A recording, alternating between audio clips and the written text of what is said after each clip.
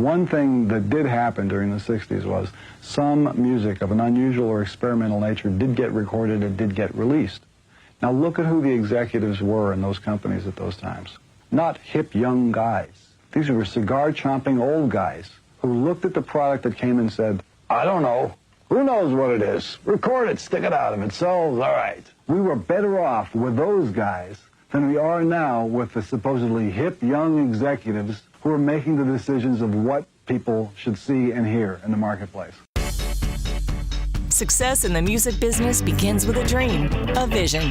This podcast will give you, the listener, the insight and tools to turn that vision into a reality. Meet the industry professionals who work day by day behind the scenes, helping to make those dreams come true. Welcome to the business side of music. You're listening to this edition of the Business Side of Music. In the studio with us here in Los Angeles today, we have Ben Mclane. Ben is an entertainment attorney, veteran, I have to say, focusing primarily on the music aspect of the entertainment industries, with many gold and platinum albums, Billboard Top 10 and #1 chart hits to his credit for his work in conjunction with musical artists and projects in various genres over the years. He's also been involved in artist management, talent scouting, promotions, and record label operations in the entertainment industry.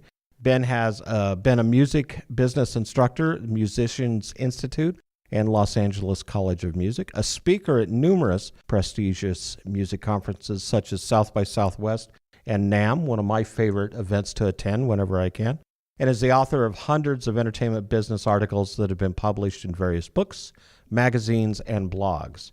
Ben is a graduate of Pepperdine Law School and lives and works with his wife and law partner, Venice Wong, here in Los Angeles. Ben, welcome to the show. Thanks for having me. One of the reasons we caught your attention is your publicist sent us your book that you had written, Music Business in 10 Easy Lessons, which is published by Artist Head Press. I got to tell you, reading the book, and it's a fairly quick read, I would say is mandatory for just about any aspiring musician or artist who wants to get into the business.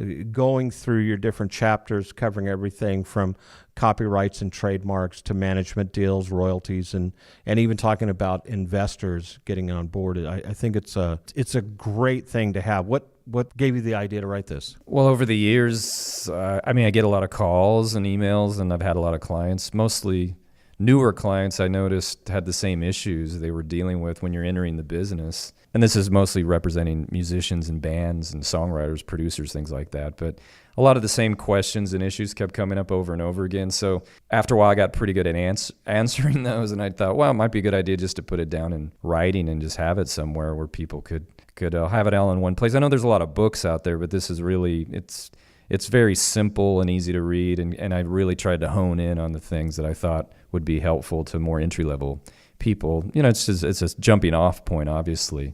A lot of these things can get a lot deeper, some of these issues. I think one of the things I noticed in reading it is a very simple approach to getting to some of these topics. So, copyright's a big thing. Whenever I talk to my clients and we get into making sure that music is protected, so many of them just follow that the poor man's copyright, where they mail something to themselves. That doesn't really work quite as well, does it? Well, I'm not saying you shouldn't or couldn't do that. Worst case scenario, you have that and you have a date stamp. If you mail it to yourself, you have a date stamp. So that's some kind of evidence. But I think the problem is if there was ever a legal dispute or a challenge, a judge would say, hey, somebody could have steamed open that letter and put some other contents in there, which is true. So that's why it's not a foolproof method. So if you have something that's really valuable and you think you're going to want to make money off it and commercially market it, not as a hobby, but really make money and want to protect it, you should actually register with the Copyright Office or do it if you're doing a trademark for a name or something. It's really not that expensive in the big picture, and it's worth doing. Let me ask you this. Does it make sense to copyright every song you write or just simply copyright the songs you record? I think it's more, well, listen, if you're a writer and you're pitching your songs to other people, maybe it's a demo, but you're still pitching it, and then it goes out there to the public. So I think if that's the case, you would want to register those. But if you're the artist themselves and you're doing your own material, you might want to wait till you have a better version, the one you're actually going to commercially release, and that's the one you should copyright. And sometimes it's easier because you could just copyright, say you do an album or an EP, a group of songs, just copyright that, and then all the entire project. Yeah, just then the songs are embodied on it, and you kind of kill two birds with one stone, so you don't have to worry about registering the songs individually and then the master recordings individually, which you could do, but really to me it's a lot easier just to lump them together and just do an EP or an album or a collection of works if you have multiple works, because then you can just do a one filing fee as opposed to individually. But if we were talking about like Jimmy Webb earlier, if you're a famous songwriter like Jimmy Webb and every song you do is probably hopefully going to be a hit, then and you probably can afford to do it, you'd want to register every song as an individual work. So it really just depends where you're at in your career. Either way, you're protected, though. I know I had one client of our co-producer get a hold of me a couple months ago. They had written a song a year or so previously, and then all of a sudden a major country artist came out with their new album, and there was, very simply put, a very similar rendition of their song. I asked them, I said, "You did copyright this?" And they said, "No, we didn't." So now the proof of ownership has to fall on them in order to gain anything. Yeah, it's hard because the thing when you actually have a registered copyright, it's proof. It's a presumption of proof that the other side has to overcome because you have the copyright. So the other side would have to say, no, my song's different than that. It's different, and my song came first. And you don't want to have a he said, she said situation. The other problem is if you didn't register your copyright, there's certain kind of damages and attorney's fees that can be awarded to you under the law, which if you didn't register it, you're not entitled to those. So that's another reason. That's one of the main reasons why you'd want to do it. But I've found that trademark disputes are very rare. If you're a famous writer or a famous artist, it happens more often. But just out of all, millions and millions of songs are written, maybe a tiny, tiny portion of them would ever have a dispute. So I'm not saying it isn't wise to copyright it, but, it's just like it's a case-by-case thing. It's just a lot of times people will tell me, hey, I'm not even going to send you my material to listen to unless you sign a non-disclosure agreement or something. Like, Come on, don't be so uptight about it. I mean, you have to let people hear your music. But if you've gone ahead and done a copyright registration or at least put a little copyright symbol on something before you mail a hard copy or before you email something in your email cover letter, you could just type out, hey, this is copyright 19 whatever or 2017 me, your name, just so you have some notice to the public that you're making a claim. A little bit of a paper trail. A little bit of a paper trail. But the other thing is just with copyright infringement, just as far, it's a two-pronged test. You have to prove, number one, substantial similarity between your song and the song that you're saying ripped you off. It almost has to be an exact duplicate. And then you have to prove that the other side had access to your work prior to them putting theirs out. And sometimes if you're an unknown writer or you haven't submitted it to that artist, very hard to prove those things. So that's why those cases tend to get thrown out more times than not. Because every time somebody has a hit, Eminem, Jay-Z, whatever, I get a call. Somebody ripped me off. But I think it's just somebody just wanting to do a Hail Mary. Well, maybe I can make a bogus claim and get some money. It's really not that easy. Right. The other thing that you cover in that same section is trademarks. And I like this because you talk about bands like Van Halen or AC/DC or James Brown, whoever it is trademarking your name, trademarking your logo or your brand. That's something that's often overlooked, I think. Well, it shouldn't be because these days especially, you make more money from touring and branding, selling merchandise and endorsement deals and just the use of your name and likeness than you might on music. With the streaming world that we've entered, it's harder to make money, and people aren't buying CDs like they used to, but they still buy T-shirts. They still go to shows. Right. You can sell T-shirts and hats and do branding deals and if you have a valuable name. So I think it's worth protecting it. It certainly is. And it's a little more expensive than to do a copyright, but not that much more. And again, if your name is really everything, if you're an artist, if you're Aerosmith or Van Halen or Kiss or any of these bands we talked about, it's just like that the name is so valuable, it'd just be ridiculous not to not to have taken care of that early on, because if you don't, the problem is somebody might look in the trademark registry and say, hey, nobody's registered that. I'm going to squat on it. I'll do it. And then I'll make these other people come in and buy it from me. Yeah. So try to avoid that. It's like website domains, Same thing. People They'll go do to it buy, that way too. and then they want to basically hijack you to buy it. Yeah, and they can because nobody registered it. You Right. know, so that happens, and it's better just to. So if you're a new act starting out, and you have an identifiable name, and hopefully you pick a name that's unique and isn't 5 other acts have it. You know, you can do a Google search and see. Try to come up with a unique name that isn't being utilized, and hopefully something that's easy to pronounce and view on a worldwide basis, because it's a global world now. That's why, a name like U2 is the perfect name. It's so easy. It's so easy to remember and read in any country and any language, and it's unique too. No band had it. So I don't know. It's just, but at the very beginning now, you would want to register the trademark, and you would also want to register the main domain names, the .com in particular, and the .net, because otherwise, somebody else is going to do it. If you become popular and you don't take care of that, Right, and then they can Shanghai whatever they. The same with the Facebook, the Twitter, the Instagram. It's most of these are free sites anyway. So what's do it? And the other thing I've noticed is with the trademark bands. Let's use Steppenwolf for example. John Kay was the original lead singer. Other band members may branch off. If the name is trademarked, when they go out, they cannot represent themselves, even though they're former members. If that trademark is owned by one member of the band, they can say maybe, formerly members of, but they can't represent themselves as the band, correct? That's exactly right. So I'm assuming John Kay owns the name Steppenwolf. He's still out touring. Right. Although it says John Kay in Steppenwolf for some reason, but maybe I don't know.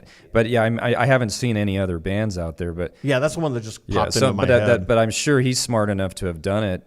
But that isn't always the case. Sometimes, the original lead singer or guitarist or whatever didn't take care of that, and then some side member or even somebody that never was in the band found that the name was available, and they just took it and either squatted on it or tried to use it, and then it becomes confusing to the public sometimes, because the public thinks they're going to see John Kay, but they're seeing somebody else, and then they get all upset, including at John Kay, because they think he had something to do with it. So, and by the way, the Little River Band went through this, where the original band broke up, and then they didn't perform for a while. And then one of the guys that had played in a later version of the band, bass or something, he picked up the name and registered it because it was available. The original band never had a partnership agreement owned it. And they thought they were done, because they hated each other, broke up. Well, then after a while, and then this guy went out and started touring again as the Little River Band, which he could because he registered the name and he had been in the band at one point, legitimately. He just wasn't the singer. And then the original guys, the original singer and the original players wanted to get back together and they couldn't. He blocked him because they were very upset, and they tried suing and trying all the channels. But, he in the end won, and he still has it because those guys were too dumb to have taken care of that early on. He was the smartest one of the bunch there. I guess. Yeah, or at least. So we're going to take a break here, but a couple questions, or maybe one question tied into two. How long is a copyright good for, and how long is a trademark registration good for? Copyright's life of the author plus 70 years, or if it's a co-write, life of the last living author plus 70 years. That's in the United States. Okay. It's different in other countries. Sometimes more, sometimes less. Trademark, once you register it, after 5 years you have to renew it, and then after that every 10 years you have to renew it. When you have to prove you're continuing to use it every 10 years. If you don't, it'll become abandoned, and that's what happens with a lot of these acts that break up, and they just didn't think they were going to use it again, and it just kind of goes away. And then 30 years later, somebody has a bright idea, and it's too late because somebody has picked it up in the interim. When we come back, we're actually going to talk a little bit about bands and those partnership agreements that seem to be so important that tie into all of this. This is Bob Bender. We're in the studio today with Ben Mclane, and you're listening to this edition of The Business Side of Music. You're listening to The Business Side of Music.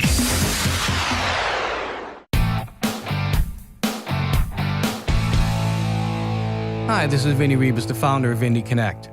Our goal is to ensure that you have the knowledge, the tools, skills, resources, and connections that you need to develop a profitable and long-lasting career in music. One way we do this is through these Business Side of Music podcasts. I'd also like to invite you to check out Indie Connect magazine, our free multimedia online publication packed with practical interviews and advice from music industry experts. Go to www.indieconnectmag, that's www.indieconnectmag.com. Let us walk with you and guide you every step of your musical journey.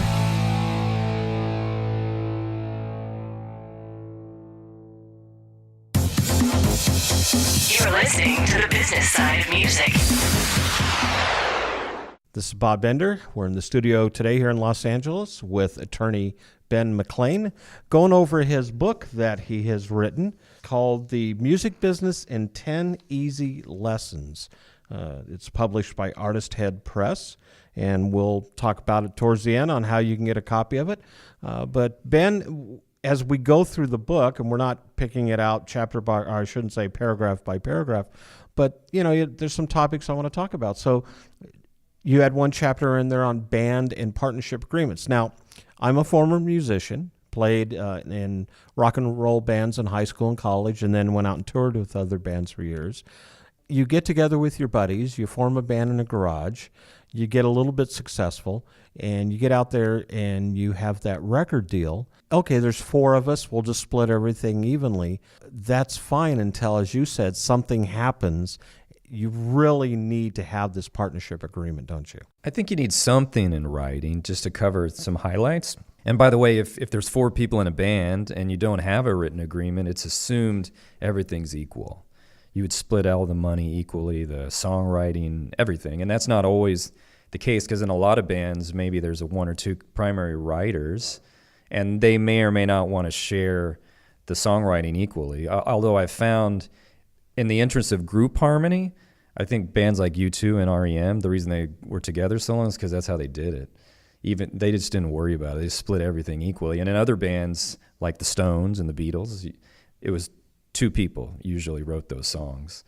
And the other guys did fine because those bands are so famous. But what you don't want to happen is some the bass player lives in North Hollywood in a crappy apartment, and then the lead singer's living in the Hollywood Hills. It causes dissension in the ranks. So sometimes you try to find some way to deal with that, where maybe if this person's not a writer, they at least get a percentage of the income because they're out there touring and making the song valuable. So those are the kind of things you want to deal with in a partnership agreement, just so there's no misunderstandings, everybody feels happy and motivated to keep the band going. But the name is the most important thing, which we talked about earlier, the trademark, because ultimately, and eventually somebody's going to quit, get fired, die, or the band's going to break up. Then What happens with the name? Yeah. So you need to deal with who owns it, who controls it, what happens if the band breaks up, or who can continue to use it if the band breaks up, or how many people in the band have to continue, the original members, but to maintain it. And these are all issues. It's really not that complicated to deal with, but it could be done in 1 or 2 pages. But that, and also how do you vote on issues? Because there's band decisions all the time. Do we sign this agreement? Do we go on that tour? I mean, what if it's 4 people and it's a vote and it's 2 against 2? What do you do then? You have to have a tiebreaker. Right. You have to have these things dealt with somehow. Otherwise, it causes delays at best. Or else sometimes people sue each other. And I was going to say, then it becomes just some internal turmoil within the band if you don't have this spelled out in the beginning. So, well, how did you deal with it in your band? Was it ever an issue? It was pretty much, I was the leader of the band, so I always got, of course, back then, things were a little different. We weren't union band, but we kind of used that same model. So I would get leader scale, and then they would get paid sideman scale. If they booked a gig, then they would get basically a little booking fee or a commission off of that. But we did it in a handshake. We really didn't do anything on pen and paper back then. But this was early to mid 70s. Well, listen, I wish it were like that, where everybody could just have a handshake, friend kind of deal.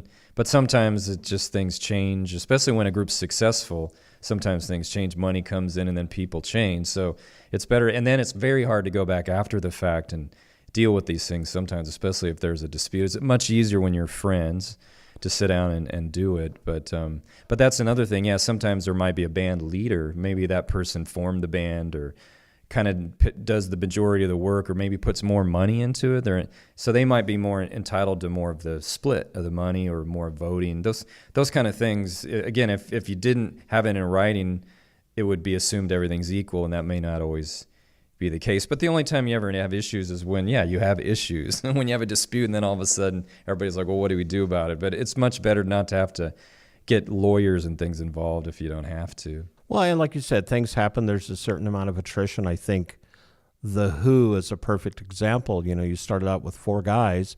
2 of them are remaining. Those 2 are still touring to this day under the name of The Who. But I found it was interesting that Pete Townsend had wrote the majority of the songs for that band.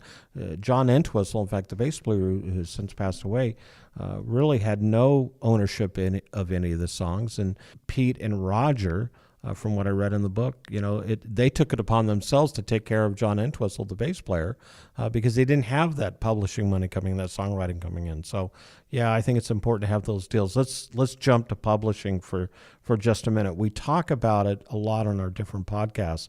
Publishing can, in my mind, can be one of the most convoluted or complicated deals for songwriters. Doesn't necessarily need to be, though, does it? Well, I'm not sure what's complicated about it, but there's a couple different kinds of publishing deals. Originally, like in the old days, the 50s, 60s, early 70s, if a writer signed with a publisher, they did what's called a 100% publishing deal. And this is more like, think about somebody was sitting down in a cubicle and writing a song for Frank Sinatra. They were just writing the song. They weren't the artist. They were the songwriter. Frank Sinatra was the performer. He didn't write. He needed the song. So the publisher was the middle person, and their job was to hire the writer, give them a piano, place to write, and they pay him a monthly stipend, whatever it is, and then the publishing, they'd split the song, the money 50-50 with the artist. The artist would always get the writer's share, which is half of every dollar, and the publisher would get what's called the publisher's share, which is the other half of the dollar. But the publisher's share represents the whole song. So the ownership of the copyright, if you do a 100% publishing deal, you're basically making your publisher the owner of the copyright, and so they administer it, they collect everything, but then they give you half the money. Mm-hmm. They keep the publisher side, and you get the other side, 50-50 split of income. Then when the Beatles and Dylan and all those people came along and started writing their own stuff, they didn't need publishers to pitch their music to Sinatra. They did their own things in-house. So publishers started doing what are called co-publishing deals, which basically means that publisher side gets split with the writer 50-50. So the writer still keeps the whole writer's share, now half the publisher share. So in essence, they get 75 cents on every dollar now goes to the writer under a co-publishing deal. But you co-own the ownership of the copyright with the publisher 50-50. The publisher's share is split 50-50 if you can think of a pie chart. However, the publisher still is the administrator always. Even a co-publisher is always the collection agent. They're the ones that does all the licensing and collects the money and takes care of the business. So I think sometimes people just get confused with all these different percentages, like, oh, is it a 50-50 or is it 100%? And then right. BMI and ASCAP, they have like their 100% chart and their 200% chart, where I think BMI does it 100%, or maybe it's ASCAP, where they just split it like I just said. The pie is 100%, half represents writer's share, half represents publisher's share. I think ASCAP, or maybe it's BMI, they have 100% representing the writer's side and 100% representing the publisher's side. So all of a sudden there's 200%. So it confuses people. That's where it gets convoluted. I think so. Yeah. I think so. Yeah. But if we do the 200%, that just means one of those pies is the writer's share, which you're going to get 100% of. So that's that. And then you're splitting that other. If you're doing a co-publishing, you're splitting that other 100% 50-50. So you still end up with 75 pennies on every dollar. Either way you slice it. Sometimes it's explained to them differently, When it comes to publishing, best to find one house to represent you, or does it make sense to find several different people out there if they're pitching your music? Well, I think that's case by case. If you have a company that's really good at pitching and has a great reputation at that, and they really believe in your music. I like these boutique situations where it's a smaller publisher and maybe they'll focus more on you. If you sign with Universal or Sony or Warner's, hey, it's great. You'll probably get a big advance, and they're a worldwide company, but they have millions of copyrights and thousands of writers, some, either old or dead, alive, dead. But it's just too much. Unless you're like a hot writer with a lot of current hits, you're just not at the top of the stack as a priority. So, if you sign a deal with Universal Music Publishing, it's going to be a worldwide deal. Mm-hmm. They're a worldwide company. You'll be exclusive to them. They'll be your publisher worldwide. You can't go do a deal in the U.S. and one in Europe.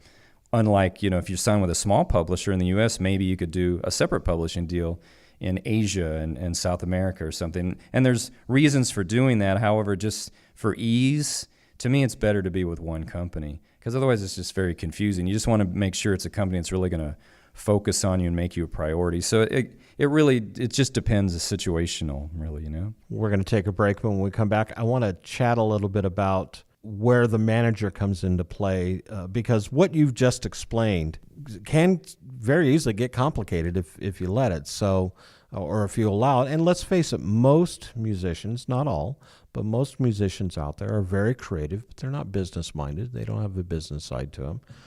And we are in an ever-changing, ever-evolving industry. We'll talk a little bit about that when we come back. This is Bob Bender. We're in the studio with Ben Mclane, and you're listening to this edition of The Business Side of Music. You're listening to The Business Side of Music. Next up, the Indie Artist Spotlight, brought to you by Reverb Nation.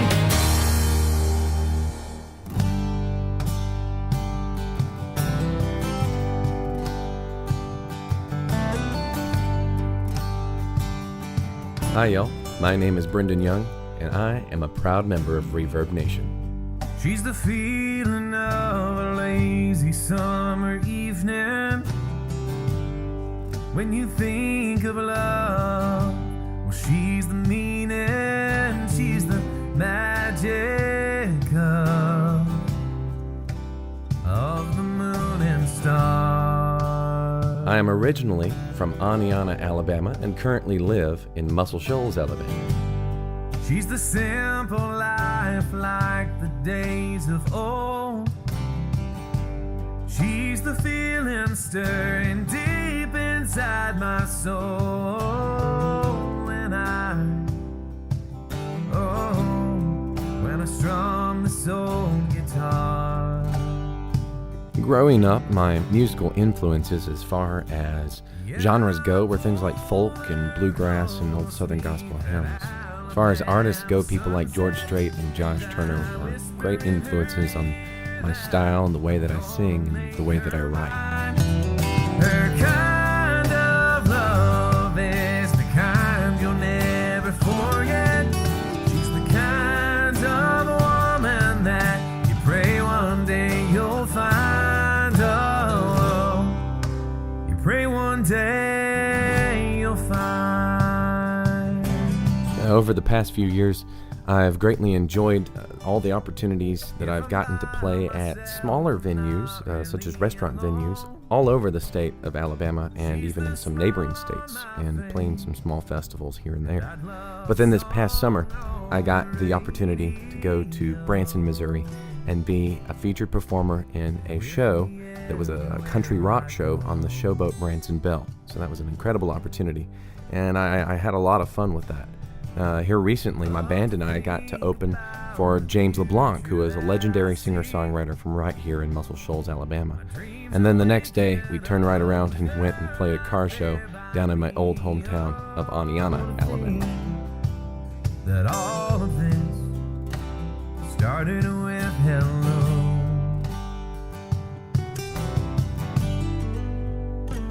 I'm currently working on a CD project here in Muscle Shoals, Alabama. And I would love to share with you my brand new studio release of one of my original songs called Without You.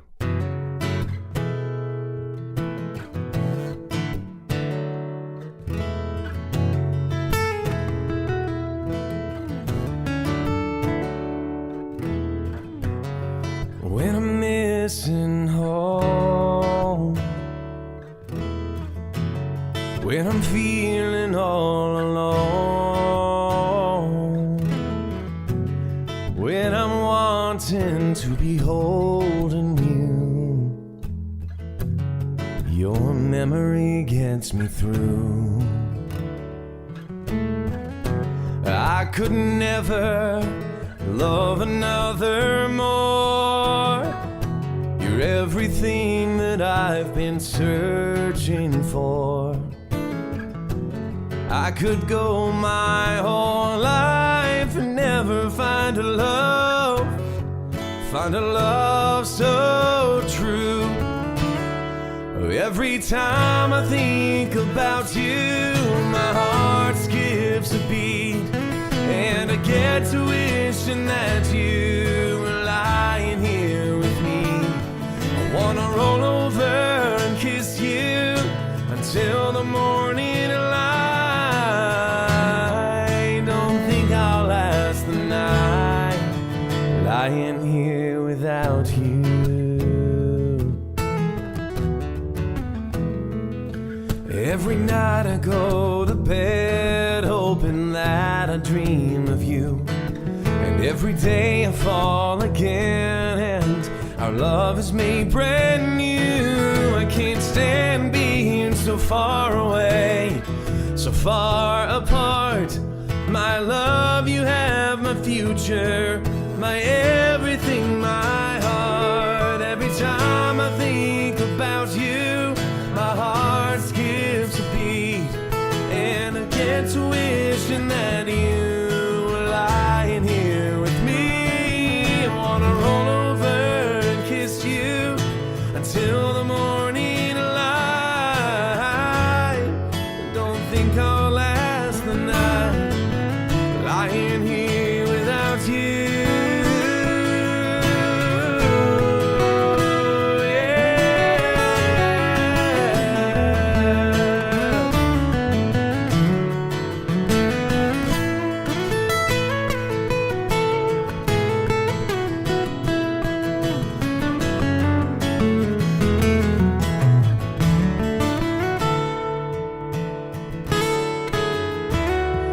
Every time I think about you, my heart skips a beat, and I get to wishing that you were lying here with me. I wanna roll over and kiss you until the morning light.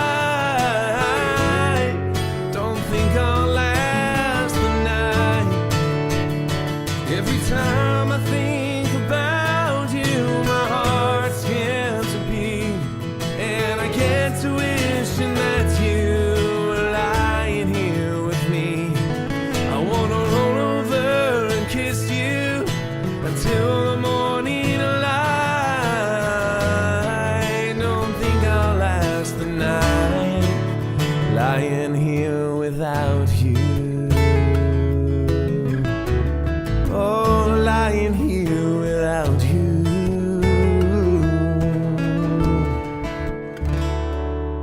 Once again, my name is Brendan Young, and I'm a proud member of Reverb Nation. You're listening to the business side of music. This is Bob Bender. You're listening to this edition of the business side of music. In the studio here in Los Angeles today, Ben Mclane. We're talking about his book. I think, getting a wealth of information. During the break, you did mention something that's vitally important, because we're going to talk about managers. But I think when it comes to record deals or publishing deals or anything of that nature where there's a contract, you should have an attorney. At least look at it. And because of this business, it really should be an entertainment lawyer, right? Oh yeah, it's just like I'm an entertainment lawyer. I focus on music primarily, but we do some film, TV, and some other related things, fashion. But it's a specialized area, and we've spent 25 plus years becoming an expert in that. So I don't deal with bankruptcy law, divorce law, because even though I'm a lawyer and I technically could, I don't really know that much about it. I'm not an expert in it. So I think you always want to go to an expert in the field, whatever it is. If it's a bankruptcy, criminal, whatever, go to one of them. And if it's entertainment, go to somebody like me, hopefully. Well, and I want to sidebar for a minute, if I may use that term. What got you, what What was your interest to become an entertainment lawyer? Well, it really originally was supposed to be a manager. I wanted to be a manager because I grew up in Kansas, so I didn't really have any friends or family in the business. I didn't have any connections, and there isn't real. I mean, obviously there's radio stations and bars and things in Kansas, but there's no music business, no scene like that. So I went to college just to get a business degree. And then when I was in college, I was like, wow, I really want to work in music, because at some point you have to decide what are you going to do with yourself. And I wasn't really a musician, or not a very good one.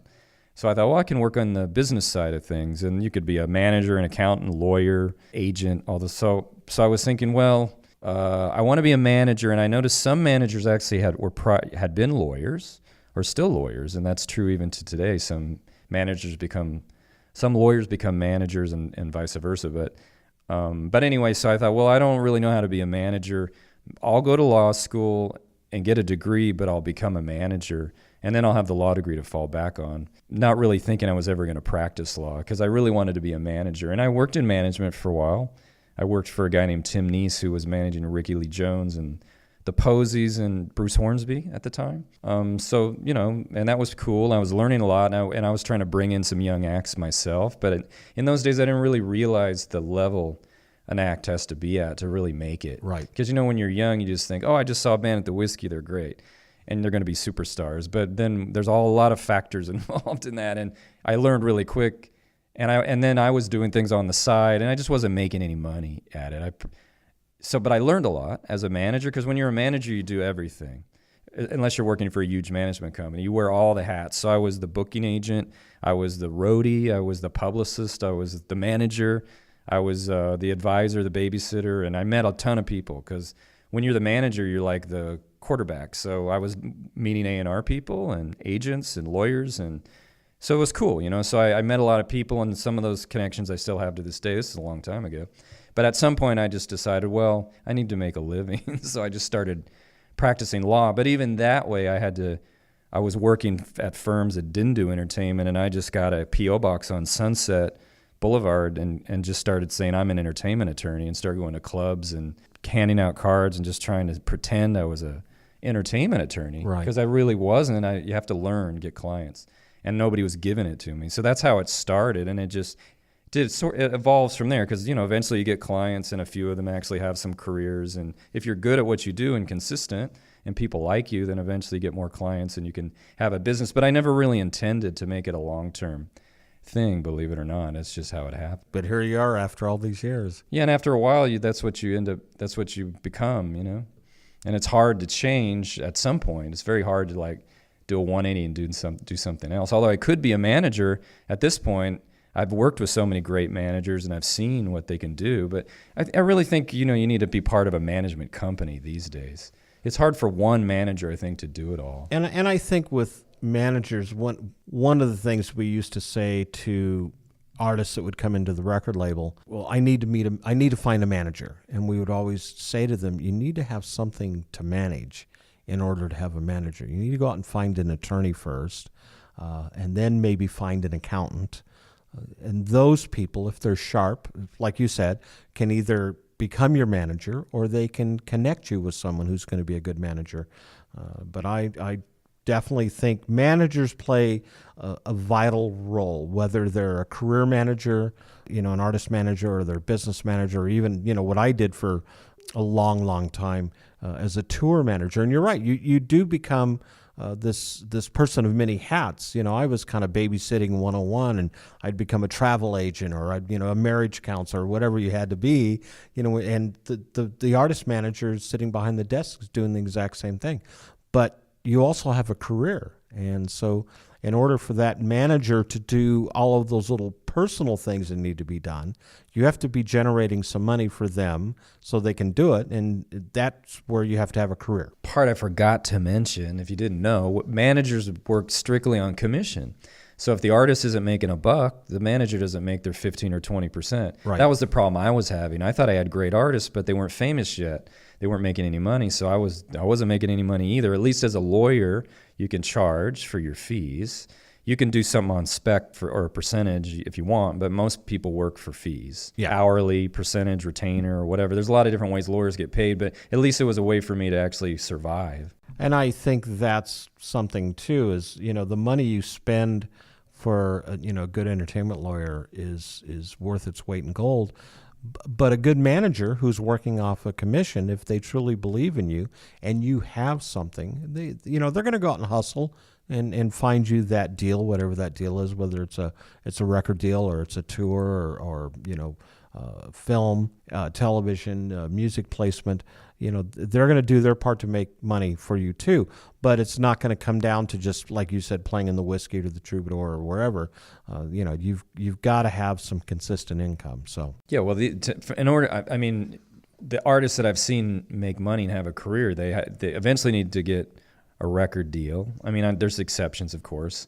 And then they need to go out on tours, consistently tour. And then they build up a fan base. So these days, the internet can help with that. It used to be they didn't have that. It was just one-on-one with fans and selling merchandise.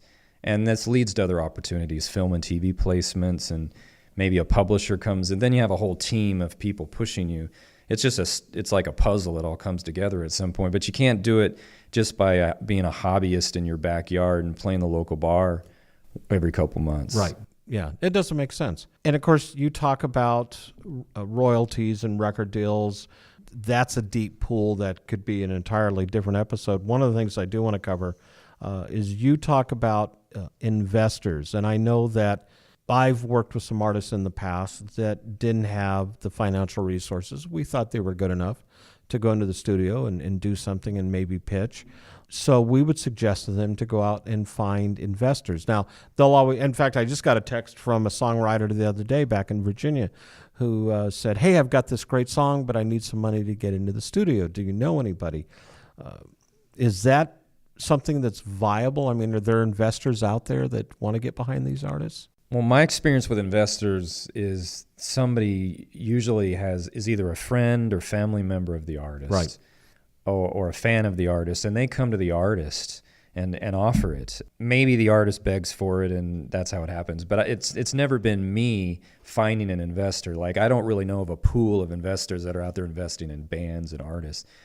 There may be, but I think it's more of a circumstantial thing where there's some connection to the artist. They're a fan already, and they just happen to have some extra money, and they want to be a benefactor to the artist. A lot of times I found these investors don't even care if they make money. Mm-hmm. They really just want to support the artist. And sometimes they're very hardcore about what their percentage is going to be. And of course, there's never any guarantee you're going to make any money on the back end. But so it comes from a lot of different ways, but I wish I could tell you that there's a whole pool of investors out there that want to invest in new artists. I haven't discovered it myself, although I've found just recently the business is on an upswing again. Even though streaming results in not the same kind of money as you used to see, it's enhancing the major labels again because they have such huge catalogs. They're making a ton of money off streaming, so they're able to invest in new artists. So there's more signings. There's a lot of new blood in the business now. And because of technology and all these things, and what could become with artificial intelligence and all these different ways, maybe you can make things bigger than they already are. It's making investors more interested again, but maybe not in the artist per se, but in the business. So it kind of trickles down. Does crowdfunding make sense? Yeah, if you have an audience, though, Yeah. It's like that's all. If you only have 10 fans, what are you going to get? So you really have to have a lot. I've seen the people that do well at that. They've already developed a fan base. I can't remember this girl from the Dresden Dolls. I can't remember her name, but the Dresden Dolls was a band that was signed to Roadrunner or Virgin or one of those Capitol. Mm-hmm. And they were like a left of center kind of cabaret indie pop band. And they toured for a couple years, put out a couple records, and the girl had 500,000 fans, I don't know. And then when she did her indie record, she did one of those pledge or Kickstarter campaign. She got over $1 million or 2 million, or it was some insane amount. And nobody could believe it, but it's because she developed an audience that really liked her, and they wanted to support her. So that's the missing link. I think a lot of new artists don't have that yet, but that's what they need. It's like a catch-22. We had an artist on the show a few weeks ago that was making a name for herself going out and doing living room concerts. And she was using Facebook and Twitter and other social platforms to say, hey, I'm going to be in Oklahoma City or I'm going to be in Wichita or wherever. I'd love to do a living room concert. And then somebody gets a hold of her and she negotiates the deal. But in the process, she's building her fan base, and I think that's what's important.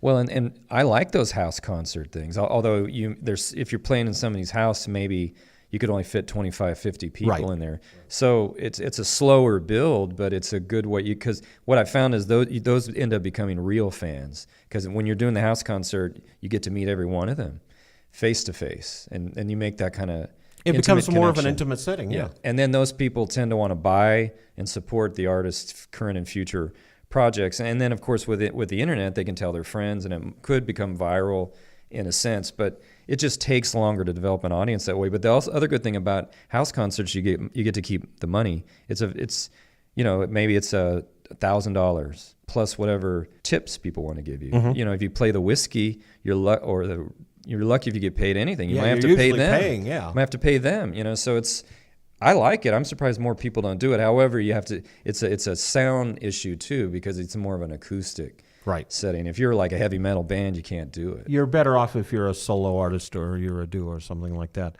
So, Ben, you wrote this book, Music Business in 10 Easy Lessons. How do they find it? Well, right now it's available on Amazon as a Kindle ebook. I think we have a on-demand print version that's coming very soon. If it's not there already as an option, I needed to check. Sorry, but it started as an ebook. I really just kind of wanted to make it available and see if people wanted it, because it's very, it's hard and expensive and to do like hard copy books, and then you have to where you're going to sell it, stores and stuff. But eventually it might become that way.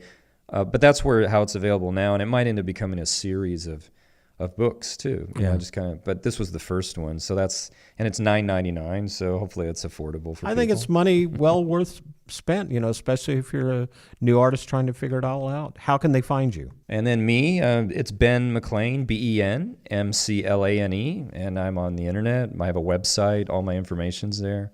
And then if you want to find the book, you just go to Amazon, type my name in, and Music Business in 10 Easy Lessons. I know it pops up. Ben, thanks for being on the show. Yeah, thank you for having me. All right.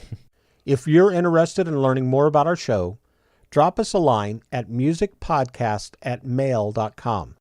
That's musicpodcast@mail.com. If you have any suggestions of persons or topics that involve some facet of the music industry that you'd like to hear about on our podcast, please feel free to let us know. You can follow us on Facebook on the Business Side of Music podcast page.